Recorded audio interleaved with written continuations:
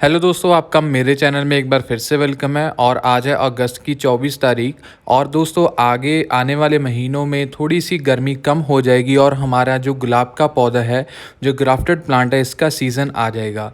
पर आजकल मैं देख रहा हूँ कि काफ़ी सारे व्यूअर्स कमेंट में मुझे पूछ रहे हैं कि हमें कौन सा फर्टिलाइज़र डालना चाहिए, या कुछ चीज़ें हैं जो आपको बिल्कुल भी अभी नहीं करनी चाहिए, जिसके कारण आपका पौधा बिल्कुल ख़राब हो जाएगा, मर जाएगा। उसकी जगह पे 2-3 चीज़ें हैं जो आप नॉर्मली कर सकते हैं, आपका पौधा रहेगा। और चलिए हम वीडियो को शुरू करते हैं। सबसे पहले दोस्तों क्या है कि हमें सबसे ज़्यादा ये रहता है कि अभी गुलाब का सीज़न आने वाला है, चलिए हम इनकी रीपॉटिंग कर दें या फिर इसकी रूट प्रूनिंग या हार्ड प्रूनिंग फॉइलेज की कर दें। तो ये दोस्तों बिल्कुल गलत है। अभी गर्मी बहुत है, शायद आपको लगे कि थोड़ा सा टेम्परेचर कम हो रहा है, पर ग्राफ्टेड पौधे के लिए अभी बिल्कुल भी सही टेम्परेचर नहीं है कि हम इसकी प्रूनिंग कर दें या फिर इसकी जो रूट प्रूनिंग या रीपॉटिंग करें।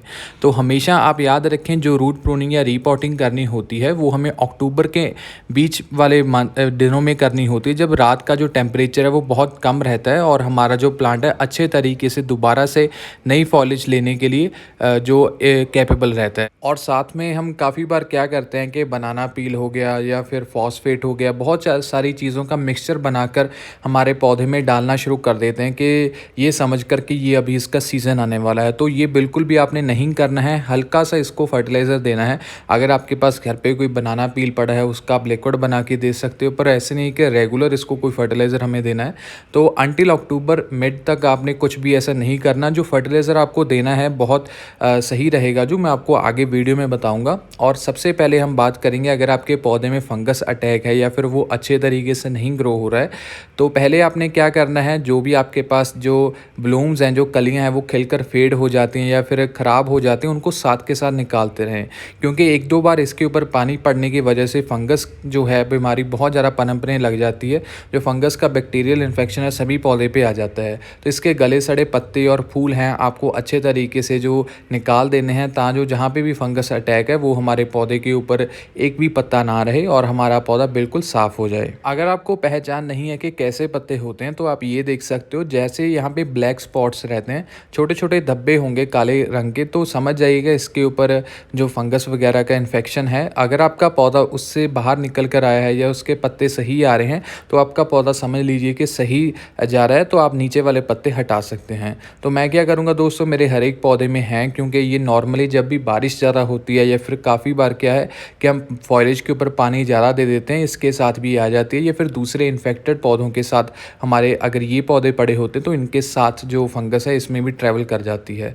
तो ये कारण होता है कि हमारा पौधा फंगस लेने लगता है। इसके लिए कोई भी प्रॉब्लम नहीं है, तो आप क्या कर सकते हैं, आपके पास घर पे हल्दी होनी चाहिए। आपको मैं कोई केमिकल नहीं बता रहा हूँ। अगर आपके पास फंगीसाइड है वो भी बहुत बढ़िया है, पर काफ़ी सारे व्यूअर्स हैं जो फंगीसाइड नहीं यूज़ कर सकते, तो हल्दी का प्रयोग आप कर सकते हो।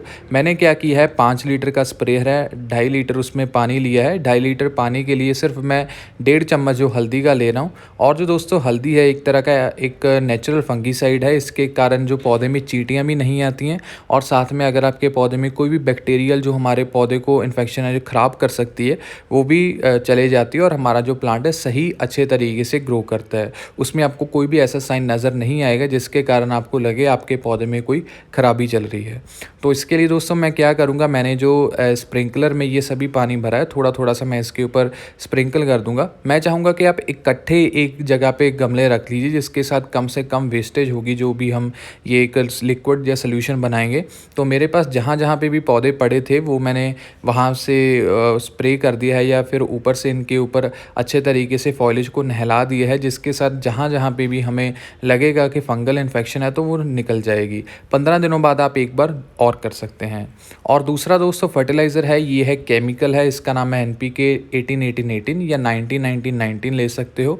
ये दोस्तों जो फर्टिलाइज़र रहता है NPK रहता है, ये पौधे की ग्रोथ को एकदम से नहीं बढ़ाता है। जैसे मान लीजिए अगर आप चाहें कि 10 दिनों में आपका पौधा बहुत बड़ा हो जाए, ये ब्रांचेस आसपास से निकाले, तो ऐसा तो नहीं होगा। पर ये क्या करेगा कि आपके पौधे की नॉर्मल ग्रोथ है उसको मेंटेन करने में कोशिश करेगा। जैसे आपको हर एक को पता रहेगा कि नाइट्रोजन, फास्फोरस, पोटाशियम जो होते हैं मेजर न्यूट्रेंट्स होते हैं, जो पौधे को सबसे ज़्यादा मात्रा में चाहिए रहते हैं, तो उनको ये प्रोवाइड करता है। और साथ के साथ आपके पौधे में बीमारियां कम आती हैं, क्योंकि जब आपके पौधे का रूट स्टॉक अच्छा रहेगा, रूट फॉर्मेशन बढ़िया रहेगी, लीव्स का जो कलर है, टेक्सचर वो बढ़िया रहेगा, और साथ में फ्लावरिंग भी इवन होगी, जो अच्छी फॉर्मल फ्लावरिंग होगी, तो आपके पौधे में बीमारियाँ कम से कम आपको दिखेंगी। तो इसके साथ आपका पौधा बढ़िया तरीके से ग्रो करेगा। तो मैंने यहाँ पे क्या किया है, 2 ग्राम जो 2 लीटर पानी में जो एनपीके की क्वांटिटी लेकर इसके ऊपर स्प्रे किया है। आपने देखा होगा पहले मैंने जो हल्दी वाला सॉल्यूशन था दूसरे पौधों पे स्प्रे किया है।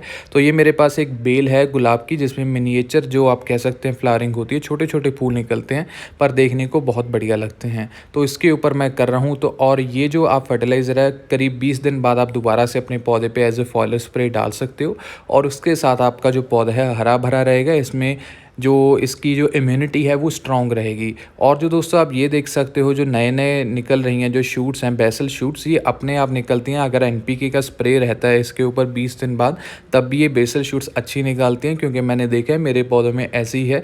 जितना मैं अच्छे तरीके से इसकी मेंटेन करता हूँ, केयर करता हूँ, अगर रेगुलर जैसे वाटरिंग अच्छे से होगी तो सभी प्लांट्स आपके बहुत बढ़िया तरीके से बढ़ेंगे।